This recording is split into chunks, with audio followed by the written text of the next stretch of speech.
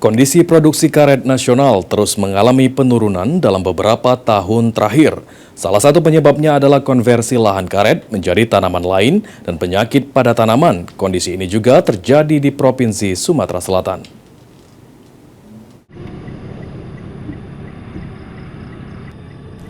Kondisi produksi karet di Indonesia terus menurun. Berdasarkan data dari BPS, jumlah produksi karet di Indonesia tahun 2024 adalah 2,26 juta ton.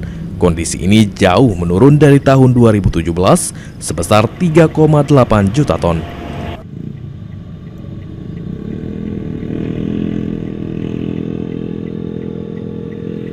Ketua Gapkindo Sumatera Selatan, Alex K. Edi mengatakan, produksi karet di Indonesia terus menurun. Pada tahun 2024, jumlah produksi mencapai 2,26 juta ton. Penurunan tersebut terjadi karena banyak lahan karet yang beralih menjadi tanaman lain seperti sawit dan tebu. Selain itu, penyakit pada tanaman karet juga menjadi faktor lainnya yang menyebabkan produksi terus menurun.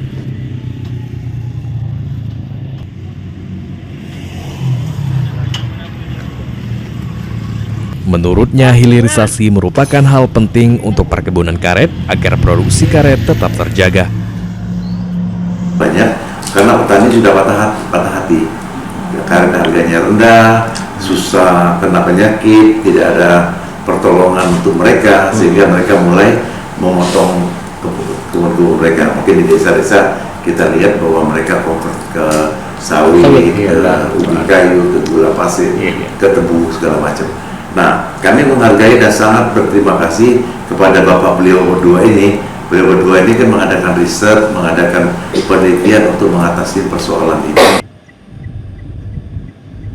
Sementara itu, Ketua Pusat Penelitian Karet, Suroso Harutomo mengatakan, berbagai upaya terus dilakukan untuk meningkatkan produksi karet, seperti melakukan perkembangan cara mengatasi penyakit pada tanaman karet dan meningkatkan harga dari karet.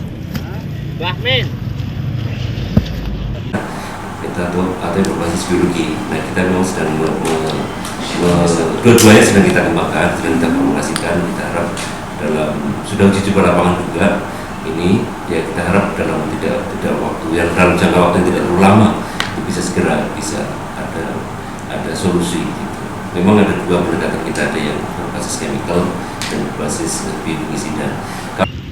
Dengan penurunan luas areal dan produksi karet, Indonesia terancam kehilangan posisi sebagai salah satu produsen karet alam terbesar di dunia. Ilham Wahyudi, PAL TV.